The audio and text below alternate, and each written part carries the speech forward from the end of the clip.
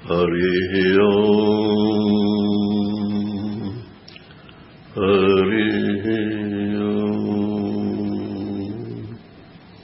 हरि यदन्तश्चातुर्यम् विलसति समाधुर्यमखिलम् गुणालीयम् नित्यम् वरयति मरालीवदयितम् स्मरामि प्रातस्त्वम् सरुचिकरुणापूरमधुरम् अखण्डानन्दम् श्री गुरुवरमहम् ब्रह्म परमम् नारायणम् नमस्कृत्य नरम् चैव नरोत्तमम् देवीम् सरस्वतीम् व्यासम् ततो जयमुदीरये शङ्करम् शङ्कराचार्यम् केशवम् बादरायणम् सूत्रभाष्यकृतौ वन्दे भगवन्तौ पुनः पुनः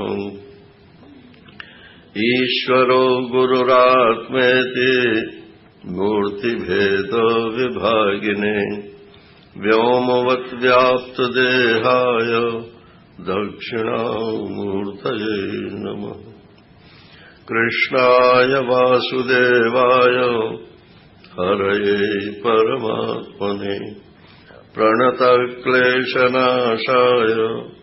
गोविन्दाय नमो नमः गोविन्दाय नमो नमः हरि ओम नारायण नारायण नारायण नारायण।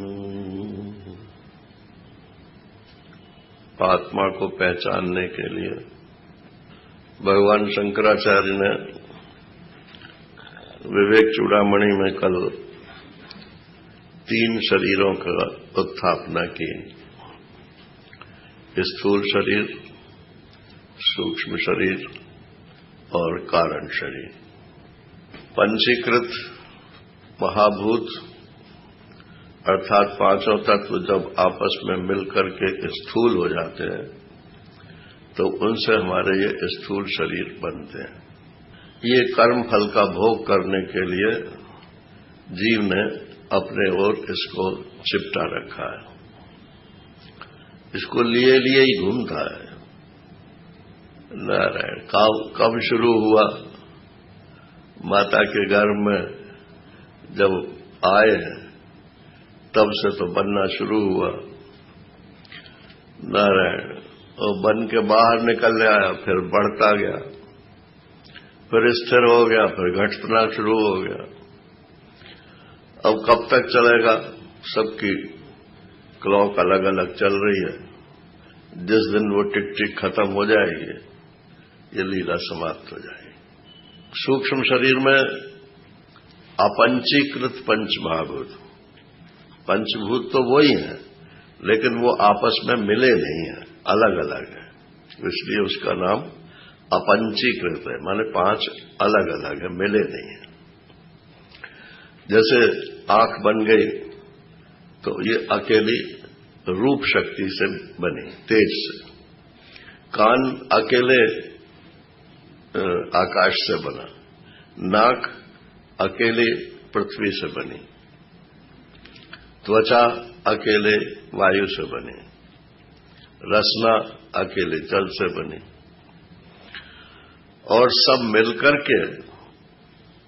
के माने मिले, पंचीकरण नहीं हुआ। 5 एक जगह रहने लगे एक ही मकान में, तो उसी को अंतःकरण बोलते हैं। अंतःकरण में ये 5 हैं, तो मन है, बुद्धि है, चित्त है, अहंकार है। मन संकल्प विकल्प करने वाली शक्ति है और बुद्धि निश्चय करने वाली है, और चित्त जो है वो सेंसिटिव प्लेट है, फोटोग्राफिक प्लेट है। चाहे इंद्रियों से कोई मैसेज आवे और चाहे मन से कोई मैसेज आवे, खट से उसके ऊपर उसका अक्स पड़ जाता है। ये चित्त में सारे संस्कार जो है वो इकट्ठे होते हैं, इस जन्म के भी और पुराने जन्मों के भी। और ये जो अहंकार है, ये इनको सब कोऑर्डिनेटर है, इन सब का। मन, बुद्धि, चित्त, इंद्रियां, स्थूल शरीर, सूक्ष्म शरीर, वरना सब अपना अपना अलग अलग करें तो व्यवस्था ही नहीं बनेगी। तो ये अहंकार कहते ही इसको इसीलिए है कि ये सबको एक जगह एकजुट रखता है, तुम्हारा ये काम, तुम्हारा ये काम, तुम्हारा ये काम। तो वो ऑन हिज बिहाफ, अहंकार के बिहाफ पर ही सब लोग ये काम कर रहे हैं। इसलिए अहंकार को ही कर्ता कहा जाता है। और नारायण जो करेगा सोई भोगेगा। इसलिए भोक्ता भी ये अहंकार ही है। और कल ये बताया था कि भोग और कुछ नहीं है, सुख दुख का अनुभव करना, ये इसी को भोग बोलते हैं, सुख दुख और मोह। तो भोक्ता भी यही है, अहंकार ही। और अपने ऊपर जितने आरोप करता है, मैं विद्वान हूं, मैं महात्मा हूं, मैं गृहस्थ हूं, मैं स्त्री हूं, मैं पुरुष हूं, मैं पशु हूं, मैं पक्षु हूं, बोलते तो सब मैं ही है अपने को।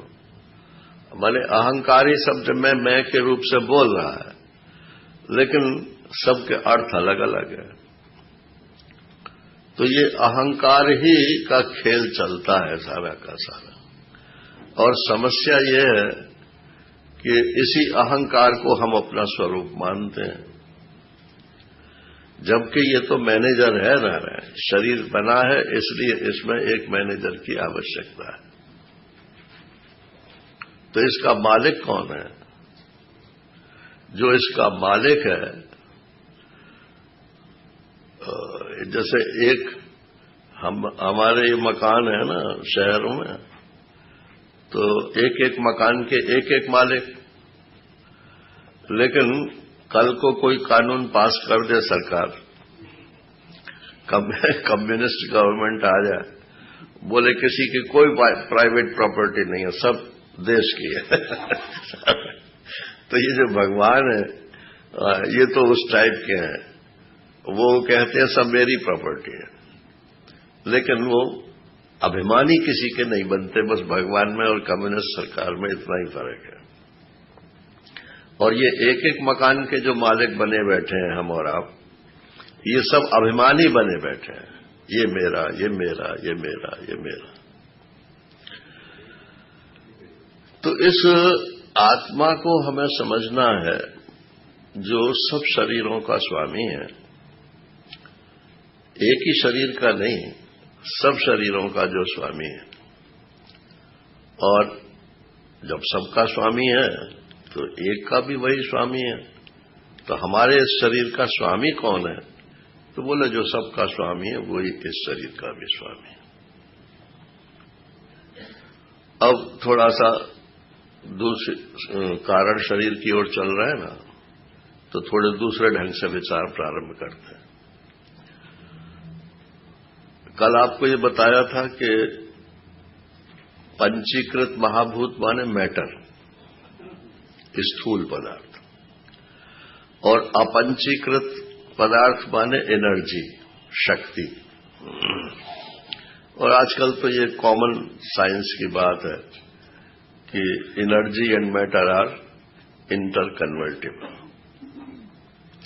एनर्जी मैटर बन जाती है, मैटर से फिर एनर्जी निकल जाती है। तो ये सूक्ष्म शरीर एनर्जी से बना हुआ है, ऐसा समझो, शक्ति रूप है। और ये जो स्थूल शरीर है, ये इसमें मैटर की प्रधानता है। मन तो आपका आसमान में कहीं भी जा सकता है, लेकिन आपका शरीर तो 1 फुट भी जमीन से ऊंचा नहीं उठ सकता। तो मैटर की जितनी पाबंदियां हैं वो आपके शरीर के ऊपर लागू होती हैं, और एनर्जी की जो पाबंदियां हैं वो लागू नहीं होती है। इसलिए मन, बुद्धि, चित्त, अहंकार, इनसे आप कुछ भी सोच सकते हो और किसी भी लोक की यात्रा भी कर सकते हो। आजकल ऐसे संप्रदाय हैं, कोई बता रहा था यहाँ बंबई का ही आदमी कि हम अमुक के शिष्य हैं और हम तो रोजाना जो है लोकांतरों की सैर करने जाते हैं, हमारा सूक्ष्म शरीर निकल जाता है। तो मैंने कहा भैया कहीं ऐसा ना हो कि किसी दिन लौट के ना आवे। निकल जाता है वो तो ठीक है, सैर कर जाते हो, मगर ऐसा ना हो कि सैर ही करता रह जाए, लौट के ना आवे। तो बस यही तो फर्क होता है ना, मृत्यु माने निकलता तो मृत्यु पे है लेकिन लौट के नहीं आता। तो ये हुआ मैटर और एनर्जी वाली बात। अब देखो कितनी एनर्जीज हुई कि बोले 5 हुई, पृथ्वी, जल, अग्नि, वायु, आकाश, इनको तन्मात्राएं बोलते हैं, पारिभाषिक शब्द इनकी तन्मात्रा है। तन्मात्रा माने सिर्फ वही, मिले नहीं है आपस में। शब्द माने सिर्फ शब्द, और शब्द माने शब्द शक्ति, स्पर्श शक्ति, रूप शक्ति, ऐसे 5 के, जल शक्ति, पृथ्वी शक्ति। तो शक्ति रूप है ये सूक्ष्म शरीर। अच्छा, अब इनको और जरा सूक्ष्म बने संक्षेप करो। इन सब शक्तियों को 3 शक्तियों में विभाजित कर सकते हैं।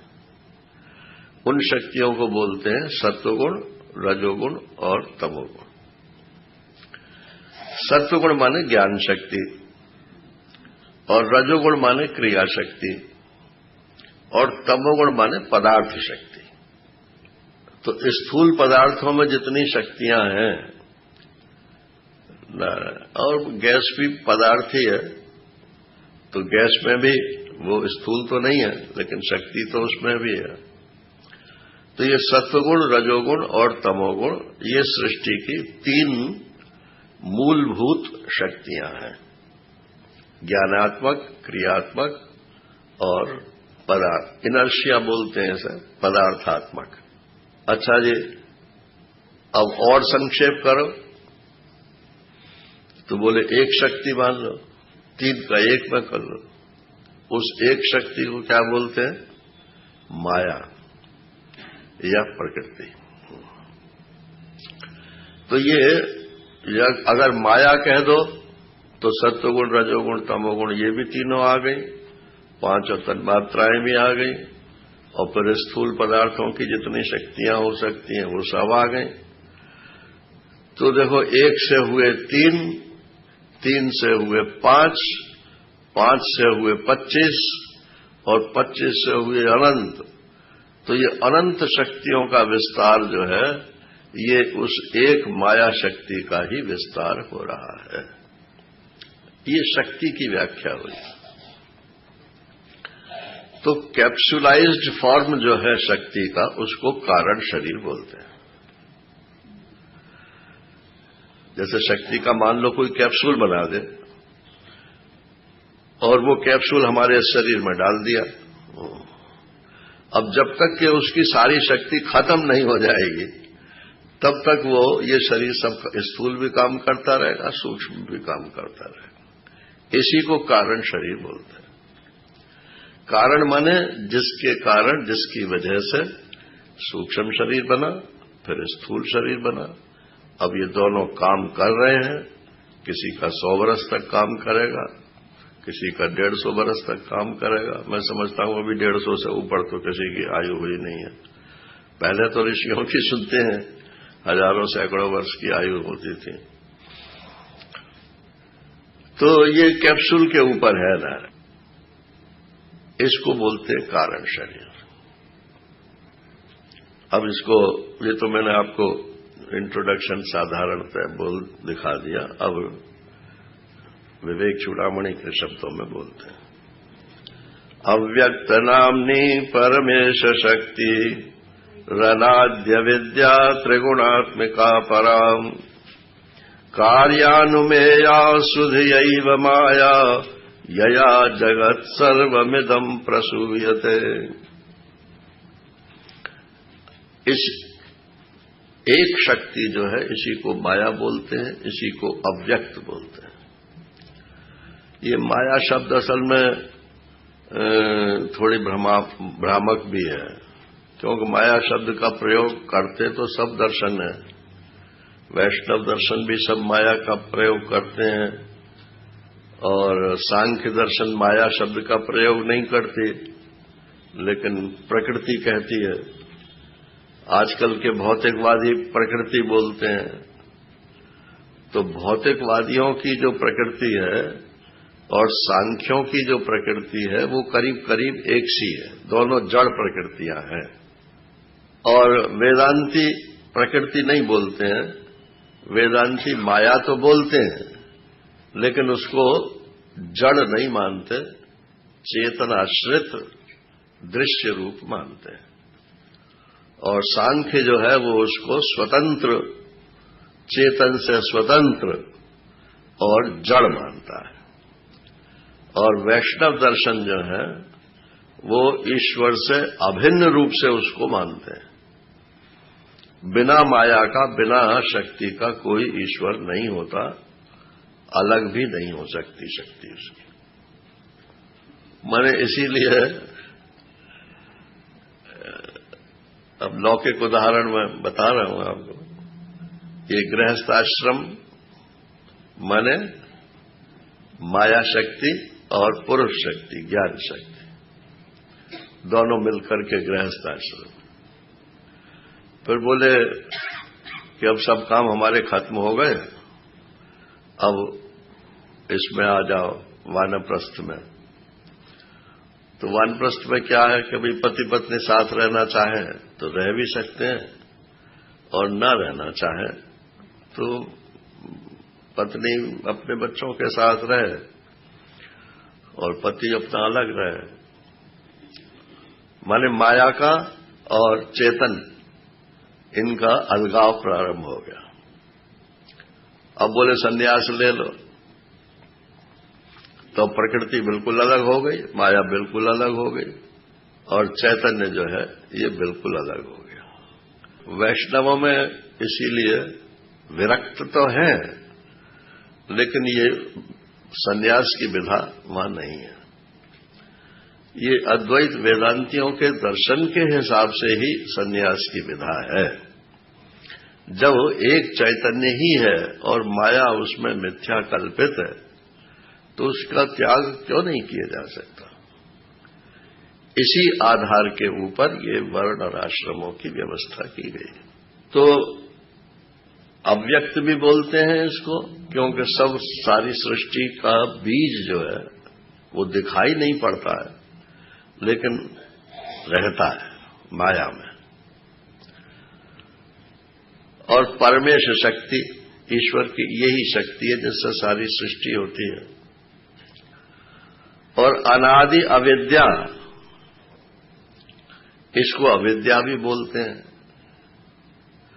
अविद्या क्यों बोलते हैं?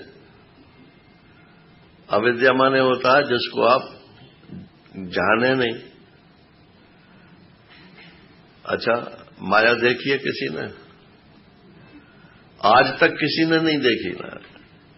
अब कोई उसका चित्र बनाना चाहे तो कैसे बनाएगा? तो बोले नहीं देखी, नहीं जानते, इसीलिए इसका नाम अविद्या है। ये वेदना इसकी नहीं होती, संवेदन नहीं होता है इसका, लेकिन स्वीकृति होती है। और जी माया बड़ी विचित्र है, माया सबको नचा रही है, मुंडी पकड़ के नचा रही है, साहब अच्छे अच्छों नचा रही है। यूं नहीं कहते कि ये अविद्या ही माया है। अरे ठीक ठीक जान लो तो काहे को मुंडी पकड़ेगी? जब नहीं जानते हैं तभी ये मुंडी पकड़ती है ना। तो बोले कब से है? कि अनादि, इसका कुछ पता नहीं। जब से परमात्मा ईश्वर है तब से ही उसकी शक्ति है। और त्रिगुणात्मिका, ये सत्व रज और तम, ये तीन इसके गुण हैं। अभी बताई दिया आपको, इन तीनों को एक में मिला दो तो उसका नाम माया होगा। परा और कार्यानुमेया, बोले कैसे पता चला फिर? जब दिखती नहीं है, अनुभव नहीं आती, तो ये माया अव्यक्त पता कैसे चला? अरे बोले इस समय लाइट है कि नहीं है? बोले ये सब चल रहा है, देखो बल्ब जल रहे हैं, माइक काम कर रहा है, तो लाइट है। मतलब शक्ति देखी नहीं जाती है, शक्ति का कार्य देखा जाता है, और कार्य को देख करके कारण का अनुमान किया जाता है। तो माया दिखाई नहीं पड़ती, माया का अनुमान किया जाता है। कार्यानुमेया, कार्य से उसका अनुमान होता है। कौन लोग करते हैं कि सुधियाई, वो जो अच्छी बुद्धि वाले हैं, विचारक हैं, वो इस माया का अनुमान करते हैं कि सृष्टि में एक शक्ति ऐसी जरूर होनी चाहिए जो सब शक्तियों में ओतप्रोत हो। यया जगत सर्वमिदं प्रसूयते, और इसी के द्वारा ये सारा संसार प्रसूयते, जन्म ले रहा है। इसका दर्शन तो जंगलों में, पहाड़ों में जाके होता है। कितनी विचित्र प्रकार की सृष्टि और प्रत्येक क्षण उत्पन्न हो रही है और मर रही है। तो यही सब माया है ना। यया जगत सर्वमिदं प्रसूयते। अच्छा, तो बोले इसको सत्य बोले। अब देखो यहां वेदांत आता है। माया सच्ची है कि झूठी है? तो बोले कि भाई ईश्वर की शक्ति है, इसलिए वो भी सच्ची होनी चाहिए। तो सच्ची चीज तो नारायण कभी मरती नहीं है। तो ये श्लोक जो है प्राय बोलते हैं, सन्नाप्य सन्नाप्य उभयात्मकानो, भिन्नाप्य भिन्नाप्य उभयात्मकानो, संगाप्य नंगाप्य उभयात्मकानो, महाद्भुता अनिर्वचनीय रूपा। ये शक्ति जो है ये अनिर्वचनीय है, इसको शब्दों में बांधा नहीं जा सकता। अगर कहो कि ये सत है तो ज्ञान होने पर तो ये कट जाती है। परमात्मा को प्राप्त कर लो, माया निवृत्त हो जाएगी। भक्त लोग भी तो ऐसा ही मानते हैं। मामे ये प्रपद्यन्ते माया में ताम तरन्ति, मेरी शरण में आ जाओ तो माया से छूट जाओ। और कहो कि असत है, तो असत तो बंध्या पुत्र की तरह से होता है, वो तो चीज दिखती नहीं है, अनुभव में ही नहीं आती। लेकिन माया का कार्य तो सब दिख रहा है ना। तो न उसे सत कह सकते हैं, न उसे असत कह सकते हैं। तो बोले थोड़ी सी सत हो, थोड़ी सी असत हो, सद असत हो। बोले वो तो संभव ही नहीं है। कोई वस्तु या तो सत होगी या असत होगी, दोनों तो हो नहीं सकती। तो इसी को अनिर्वचनीय शब्द से कहा जाता है। सत्वा सत्वाभ्याम अनिर्वचनीयत्वम। जिसको सत भी नहीं कह सकते, जिसको असत भी नहीं कह सकते, जिसको सत असत भी नहीं कह सकते, उसके लिए एक शब्द कॉइन कर लिया है, अनिर्वचनीय। तो बोले फिर कह तो दिया ही अनिर्वचनीय से ही कहने में तो आ ही गया। बोले ये विकल्प वृत्ति है, इसको विकल्प वृत्ति बोलते हैं। शब्द ज्ञानानुपाति वस्तु शून्यो विकल्पा, ये विकल्प की परिभाषा है। शब्द से तो उसका ज्ञान होता हो, लेकिन चीज हो गई नहीं। जैसे रस्सी वाला सांप है, सांप नहीं और रस्सी भी नहीं। रस्सी जो सांप रूप से दिख रही है, रस्सी वाला सांप, वो सत है कि असत है कि सदासत है? तो तीनों में से कोई नहीं है नारायण। तो इसलिए इसको अनिर्वचनीय बोलते हैं।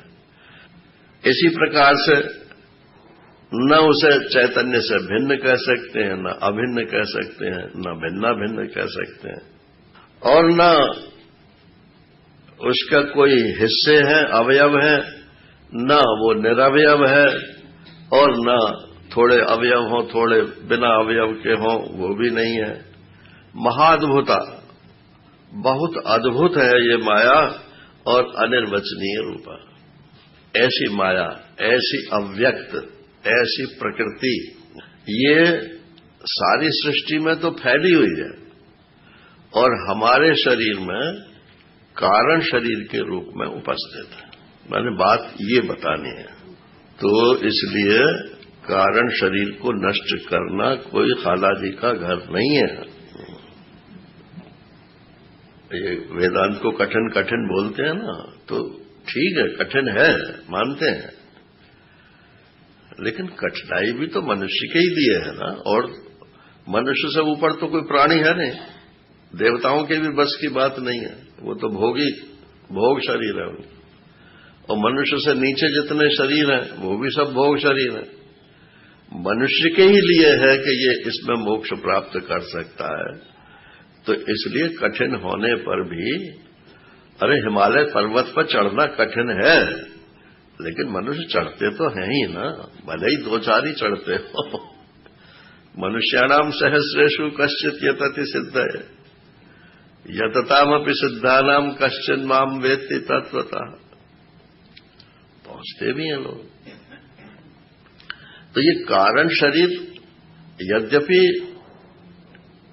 वेदांत में ऐसा बोलते हैं कि अज्ञान ही कारण शरीर है और अज्ञान ज्ञान से निवृत्त हो जाता है। बहुत सरल बात है, लेकिन कठिनाई इसको क्यों बताई जा रही है? इसलिए कि ये बीज रूप है। आप फुलक फुलक काट दोगे और नीचे जमीन में बीज छोड़ दोगे तो फिर हो गया आएगा वो। तो हम लोग क्या करते हैं, कर्म छोड़ देते हैं, वासनाएं भी थोड़ी बहुत शांत कर लेते हैं, फिर अपने चित्त को हर समय भगवान में या ध्यान में, समाधि में लगाए रखते हैं। लेकिन मैं ब्रह्म हूं इसका तो पता ही नहीं है नारायण। जो असली जिससे ये कटना है कारण शरीर, उसका तो पता ही नहीं है। इसलिए पुनर्जन्म की श्रृंखला और किसी दर्शन शास्त्र से संभव नहीं है। महाराज श्री कहते हैं कि आज तक न्याय का, वैशेषिक का, सांख्य का, पूर्व मीमांसा का, उत्तर कहीं समन्वय हुआ है? समन्वय तो होता ही नहीं है। सब दर्शनों के अलग अलग ढंग हैं, अलग अलग उनकी पहुंच है, तो सब एक ही जगह पहुंचाते हैं, सब एक ही जगह पहुंचाते हैं, ऐसा नहीं है नारायण। अगर पुनर्जन्म की श्रृंखला काटनी हो, जिसको कि मोक्ष कहते हैं, तो उसके लिए एक ही रास्ता है और वो है अद्वैत वेदांत का रास्ता। उसमें सहायक सब हैं, ये मानते हैं। जो जहां से चल रहा शुरू करता है वहां तो उसे वो लेना ही पड़ेगा, लेकिन चलते जाओ चलते जाओ चलते जाओ। तो ये रजोगुण, सतोगुण, तमोगुण ये क्या क्या काम करते हैं? तो बोले रजोगुण, ये 14वां अध्याय गीता जी का जो है, ये इन्हीं चीजों को समझाने के लिए है। तो जिनको डिटेल्स में जानी हो वो वहां स्पष्ट रूप से पढ़ सकते हैं। रजो रागात्मकम विद्धि, ये गीता ही का श्लोक है। रजोगुण राग उत्पन्न करता है। रजः प्रवृत्ति आरंभ, और रजोगुण जो है वो प्रवृत्ति करता है, कर्म में लगाता है। बिना रजोगुण के मैं बोल नहीं सकता और बिना रजोगुण के आप सुनने आ नहीं सकते।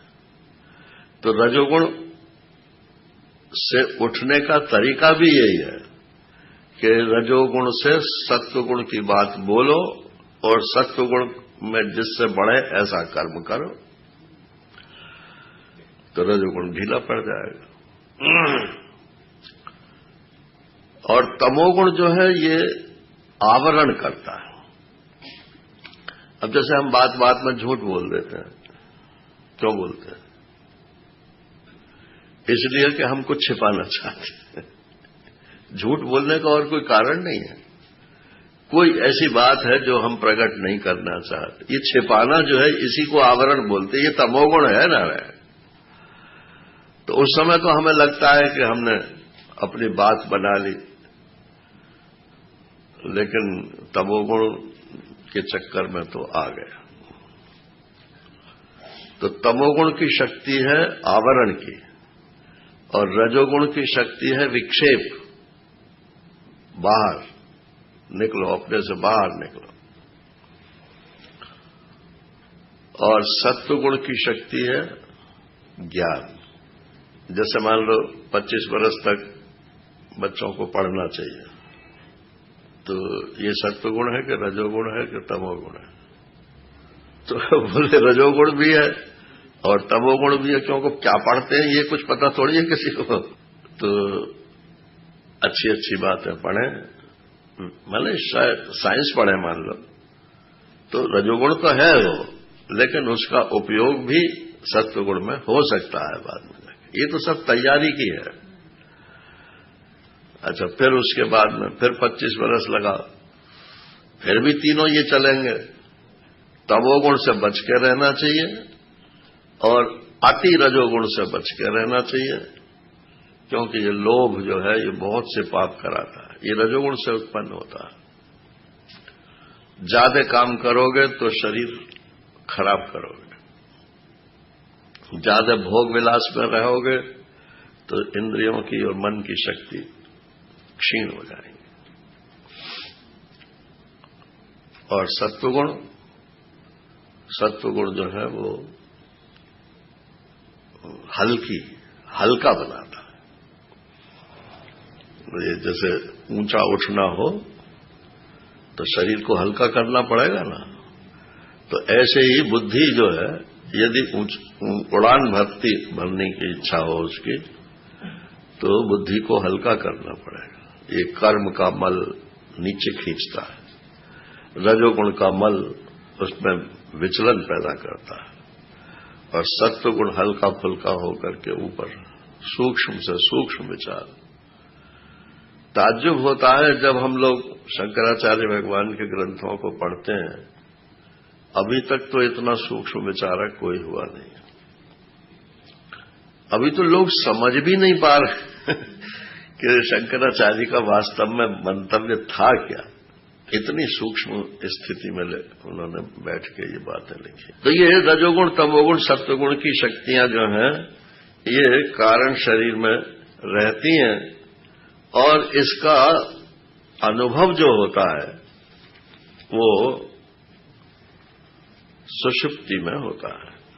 अव्यक्तमेतत् त्रिगुणैर्निरुक्तम्, या तो होगा आपके परिचय में। अव्यक्तमेतत् त्रिगुणैर्निरुक्तम् तत्कारणम् नाम शरीरमात्मनः सुषुप्तिरेतस्य विभक्त्यवस्था प्रलीन सर्वेन्द्रिय बुद्धिवृत्ति। ये अव्यक्त और त्रिगुणात्मक, ये जो सृष्टि का मूल कारण है, यही असल में शरीर का भी मूल कारण है, इसलिए इसको कारण शरीर बोलते हैं। इसका अनुभव कहां होता है कि सुषुप्ति रेतस्य विभक्त्यवस्था, जब गहरी नींद आ जाती है, सपना भी जहां पर नहीं होता है, जागृत का तो कोई सवाल ही नहीं है। तो जैसे मान लो इंजेक्शन लगा दिया किसी ने मॉर्फिया का, पड़ा हुआ है हम लोग, उस समय उसकी क्या स्थिति है, तो मूल अवस्था में पहुंच गया हो। अब उसे बाहर का कुछ पता नहीं। अब पुरानी बात है, पुराने लोगों को शायद याद भी हो, एक आदमी इसमें चेन्नई में और हॉस्पिटल में कितने 30-35 वर्ष तक कोमा में पड़ा रहा हॉस्पिटल में, और डॉक्टर लोग उसे जिंदा रखते रहे अपना, लेकिन उसे कुछ होश नहीं। इतने बरस बाद उसको होश आया। तो बस ऐसे ही, यही तो प्रलय की अवस्था है ना। सारी सृष्टि का प्रलय हो जाएगा तब इसी अवस्था में चले जाएंगे, और रोजाना भगवान इसका सैंपल भेज देता है सुषुप्ति के रूप से कि ध्यान रखना ये भी एक अवस्था है। अब आप ये देखो कि सुषुप्ति रेतस्य किल प्रतीति किंचित न वेदमी इति जगत प्रसिद्ध है। सुषुप्ति के अनुभव को जरा कह के बताओ कि सुषुप्ति में क्या अनुभव होता है।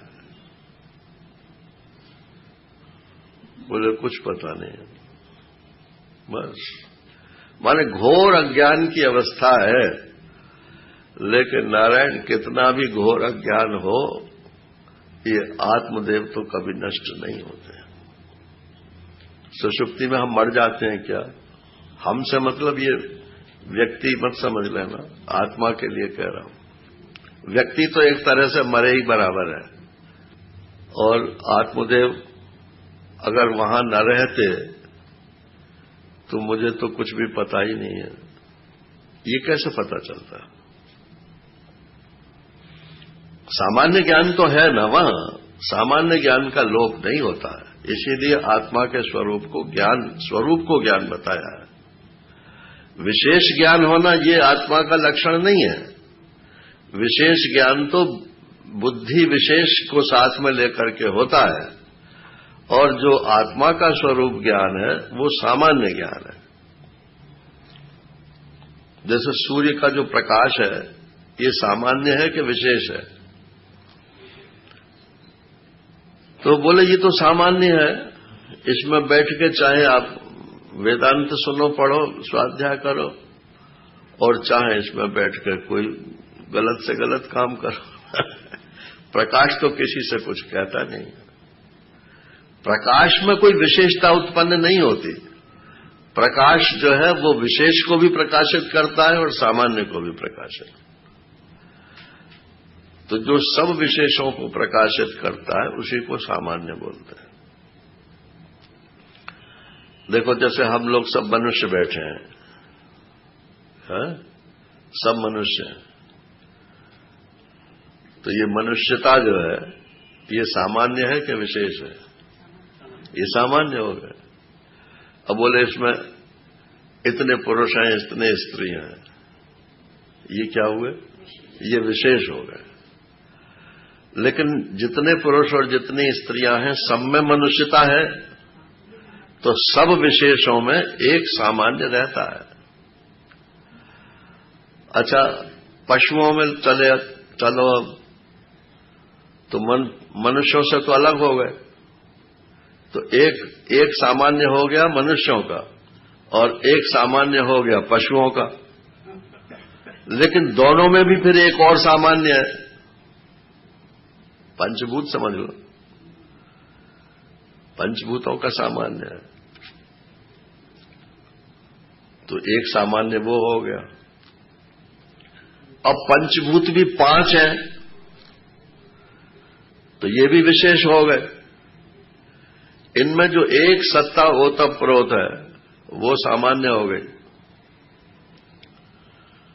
तो जो एक परम सत्ता है, अनंत एक सत्ता जो है, जो सब में ओतप्रोत है, उसी को तो परमात्मा बोलते हैं ना। तो उसको बोलते हैं पर सामान्य। विशेष, सामान्य और पर सामान्य। तो विशेष तो ये सब जितने भी ये व्यक्तियां हैं ये सब विशेष हैं। इन सब व्यक्तियों में जो एक अव्यक्ति है वो सामान्य है, और उन सब अव्यक्तियों में भी जो एक अव्यक्ति है वो पर सामान्य है। वही परमात्मा है, वही हमारा आपका आत्मा है। सुषुप्ति में वही शेष रहता है। तो रोजाना हम तो ब्रह्म ज्ञान हो जाता है। रोजाना सुषुप्ति में सब चले जाए। ये उपनिषद में लिखा है कि जैसे मान लो कोई निर्धन हो और वो एक जगह घूमता है अपने घर में, उसे पता नहीं है कि यहां धन पड़ा हुआ है, और रोजाना उसके ऊपर संक्रमण करता है, घूमता है, और चूंकि उसे पता नहीं है इसलिए निर्धन है, वो गरीब है, रोता है। किसी जानकार ने बताया कि जिसके ऊपर तू रोजाना घूमता है उसे खोद, इसमें तो अपार धन है। तो उसने खोदा, उसकी गरीबी दूर हो गई। इसी प्रकार से ये जो सुषुप्ति अवस्था जिसमें रोजाना हम चले जाते हैं, ये तो परमात्मा का, आत्मा का शुद्ध स्वरूप वहां शेष रह जाता है। अगर खोजोगे तो वो मिल जाएगा। खोजेंगे तो जागृत में ही, सुषुप्ति में जाकर थोड़ी खोजेंगे। समझना तो सारा जागृत में ही है। और जो सुषुप्ति में थे हम, क्या इस समय हम बदल गए? और क्या स्वप्न में हम बदल गए? भले ही मालूम पड़ता हो कि स्वप्न में कुछ और हो गया हो। तो एक दफे यदि हमने पहचान कर ली कि हम वही हैं जो सुषुप्ति में शेष रहता है जा रहा है, तो जागृत में भी वही है, स्वप्न में भी वही है, सुषुप्ति में भी वही है, नारायण। और इनके बिना भी वही है। नान्त प्रज्ञम न बहिष्प्रज्ञम न उभयता प्रज्ञम न प्रज्ञान गणम न प्रज्ञम न प्रज्ञम। पांडुक्य उपनिषद ने तो ऐसा खोल कर रख दिया जा रहा है, सब आत्मा है, सब परमात्मा।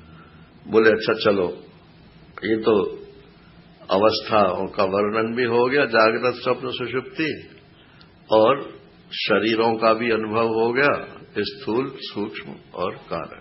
इसमें एक बात और रह गई है। ये स्थूल सूक्ष्म कारण 3 शरीर हैं कि एक शरीर है?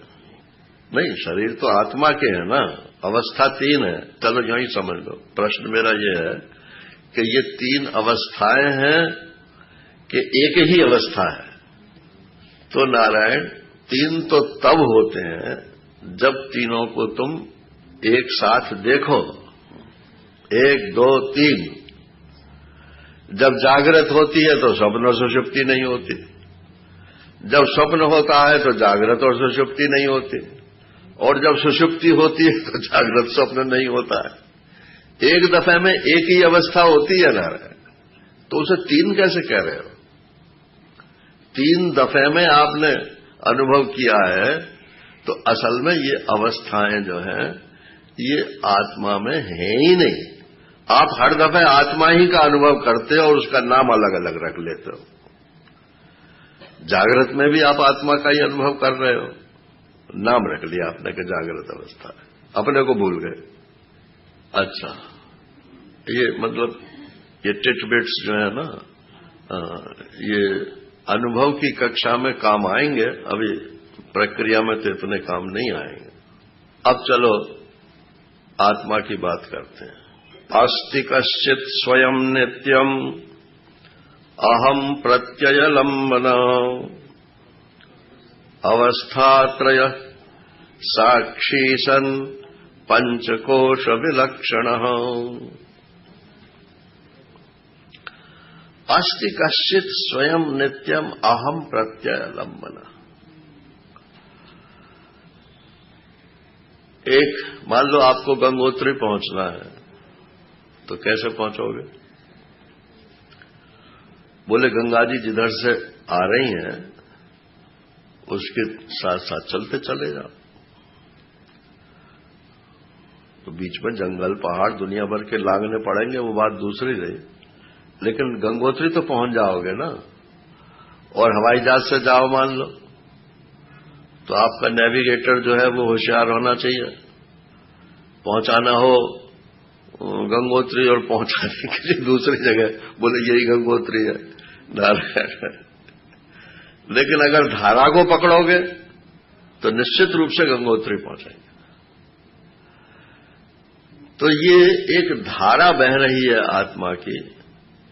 क्या है कि अहम अहम अहम अहम अहम अहम। धारा कैसे बनती है? बूंद बूंद बूंद बूंद बूंद बूंद, सब अलग अलग बूंद होती हैं, लेकिन जब बूंदें आपस में मिलती जाती हैं उसका नाम धारा हो जाता है। तो ये जो अहम अहम अहम अहम, इस धारा को यदि पकड़ोगे और जिधर से आ रही है उधर को चलोगे तो निश्चित रूप से आप आत्म प्रदेश में पहुंच जाएंगे। और अगर इदम की धारा पकड़ोगे, यह वह, यह के बाद फिर क्या आएगा? वह यह के बाद वह के बाद फिर और वह, अज्ञात की तरफ चलते जाएंगे नारायण। वह माने अज्ञात और यह माने प्रत्यक्ष। तो प्रत्यक्ष प्रत्यक्ष प्रत्यक्ष प्रत्यक्ष, तो या तो वो कौन सा एक्सपेरिमेंट किया था अभी वैज्ञानिकों ने, गॉड पार्टिकल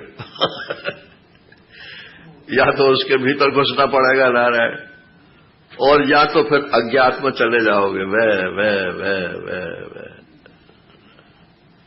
लेकिन अगर इस अहम की धारा को पकड़ोगे कि ये अहम कहां से उच्छलित हो रहा है, कहां से निकल रहा है, तो इसको बोलते हैं प्रत्यय। प्रत्यय माने वृत्ति ज्ञान। तो ये दो प्रकार की वृत्तियां शरीर में उठती रहती हैं, एक यह की वृत्ति और एक मैं की वृत्ति। यह दृश्य होता है और मैं उसका दृष्टा होता है। तो दृष्टा को पकड़ो तो आत्मा तक पहुंच जाओगे। इदं शरीरम कौन्तेयो क्षेत्रमित्यभिधीयते एतद् यो वेत्ति तं प्राहुः क्षेत्रज्ञ इति तद्विदः। यहां तक तो बात समझ में आती है ना, लेकिन क्षेत्रज्ञम चापि माम विद्धि, क्षेत्रज्ञ को पकड़ोगे तो माम विद्धि तक पहुंच जाओगे ना। और अगर क्षेत्र को पकड़ोगे तो आगे क्या बोलेंगे, पंचचेन्द्रिय गोचरा महाभूतान्य अहंकारो बुद्धिरव्यक्तमेव च इंद्रियाणि दशैकम च पंचचेन्द्रिय गोचरा इच्छा द्वेष सुखम दुखम संघातश्चेतना धृति। कहां जा रहे हो नारायण तो परमात्मा से दूर चलते। यद्यपि सब परमात्मा है, लेकिन पहले एक जगह परमात्मा का अनुभव किया जाता है, फिर वो जनरलाइज्ड फॉर्म में ज्ञात हो जाता है। तो इस अहम को पकड़ो तो कह रहे हैं कि ये अहम प्रत्यय आलम्बन, ये नित्य जो है अस्ति कश्चित स्वयं, ये अहम वृत्ति जो है, अहम अहम का जो ज्ञान हो रहा है, इसका कोई ना कोई तो मूल है,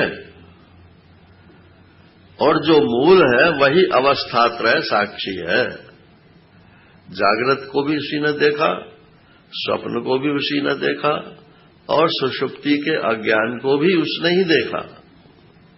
और पंचकोश विलक्षण, अभी पंचकोशों की चर्चा हुई नहीं है, लेकिन इतना तो आप जानते ही हो। इन्हीं 3 शरीरों में से 5 विभाग बना दिए हैं। स्थूल शरीर को तो अन्नमय कोश बोलते हैं, और सूक्ष्म शरीर में 3 कोश हैं, प्राणमय, मनोमय और विज्ञान में। और जो सुषुप्ति है उसको आनंदमय कोश बोलते हैं। अब सुषुप्ति में नारायण एक अविद्या भी है। सुषुप्ति में तो यही अविद्या ही तो है ना कि मुझे तो कुछ पता ही नहीं क्या हुआ। तो एक छठा कोश है अविद्या का, और एक कोश और है, वो आप और हम जानते तो सब है लेकिन मानते नहीं है। वो है संबंध कोश वो बाहर है ये कौन है, ये हमारे फलाने ऐसा, ये कौन है कि ये हमारे फलाने ऐसा। माने जब हम अपने से बाहर निकल गए तो जितनी सीमा में बंध गए नारायण, वो भी एक कोश बन जाता है। और भीतर जब जाते हैं तो 5 कोश तो आनंद तक हो गए और एक अविद्या का कोश हो गया। ये 7 दायरे हैं, 7 कोश हैं, मतलब इनमें ये जीवात्मा फंसा हुआ है। वो कागभूषुंडी जी जब उड़ के गए ना, भगवान वो पुआ दिखा रहे थे तो उड़े, उसके पीछे पीछे भगवान की उंगली भी गई। तो वहां तुलसीदास जी ने लिखा कि 7 सप्तावरण भेद कर, 7 आवरणों को भेद करके जहां तक मेरी गति थी मैं उड़ता चला गया, उड़ता चला। लेकिन राम न देखे हुआ, सब जगह अलग अलग दृश्य दिखाई दिए, लेकिन राम दूसरे नहीं दिखाई दिए। तो ये सप्तावरण जो है वो यही 7 आवरण है। संबंध कोश, अन्नमय कोश, प्राणमय कोश, मनोमय कोश, विज्ञानमय कोश, आनंदमय कोश और अविद्या कोश। पिछले साल ये ब्रह्मानंद वल्ली तैत्तरीय उपनिषद की थी यहाँ, 14 साल मतलब, तो उसमें ये सब वर्णन आया था। तो इन सब का जो एक साक्षी है, साक्षी माने इसको भी समझना पड़ेगा नारायण, साक्षी, क्योंकि ये शब्द जो है इसका अंग्रेजी अनुवाद तो लोग विटनेस कर देते हैं लेकिन विटनेस से बात बनती थोड़ी है। शब्द के ऊपर शब्द चढ़ा दो तो उसका अर्थ समझ में नहीं आता। दृष्टा कह दिया तो बुद्धि के बिना किसी दूसरे का ज्ञान नहीं होता, और बुद्धि के भाव और अभाव का जो जानने वाला है उसको साक्षी बोलते हैं। जैसे अगर मुझे किताब जाननी है या कोई रूप जानना है या शब्द जानना है, बाहर की कोई चीज जाननी है, तो हमें अपने साथ बुद्धि का संयोग चाहिए, बिना उसके कोई बाहर की चीज का ज्ञान नहीं हो सकता। तो उस जानने वाले को तो कहते हैं दृष्टा। और बुद्धि को ही जो जानता है कि अब मेरी बुद्धि काम नहीं कर रही, अब कुछ अब बंद करो जी, अब समझ में नहीं आ रहा अब बुद्धि काम नहीं कर रही, अब बुद्धि खूब काम कर रही है। बुद्धि के भाव और अभाव दोनों को जो जान रहा है नारायण, उसको बोलते हैं साक्षी। साक्षात पश्यति इति साक्षी, और बुद्धि सहित पश्यति उसको बोलते हैं दृष्टा। समझ में आ गया तो दृष्टा और साक्षी एक ही अर्थ हो जाते हैं, लेकिन विवेक करने के लिए पहले दोनों का अलगाव करना चाहिए। जागृत और स्वप्न में साक्षी जो है वो बुद्धि की सहायता से सब कुछ जानता है, इसलिए उसका नाम वहां दृष्टा है, जागृत दृष्टा, स्वप्न दृष्टा। लेकिन सुषुप्ति दृष्टा ऐसा नहीं बोलते हैं, वहां बोलते हैं सुषुप्ति साक्षी। और जब ये समझ में आ गया कि वो साक्षी ही है जो असली देखने वाली चीज है, तो फिर जागृत और स्वप्न के दृष्टा को भी साक्षी बोल सकते हो, लेकिन पहले अलगाव करके समझ लेना चाहिए। तो नारायण ये आत्मा का इंगित कर दिया है, अब और बात फिर कल रखेंगे। हरि ओम पूर्णमदा पूर्णमिदम पूर्णात् पूर्णमुदच्यते पूर्णस्य पूर्णमादाय पूर्णमेवावशिष्यते। ओम शांति शांति शांति। हरि ओम। श्री गुरुभ्यो नमः।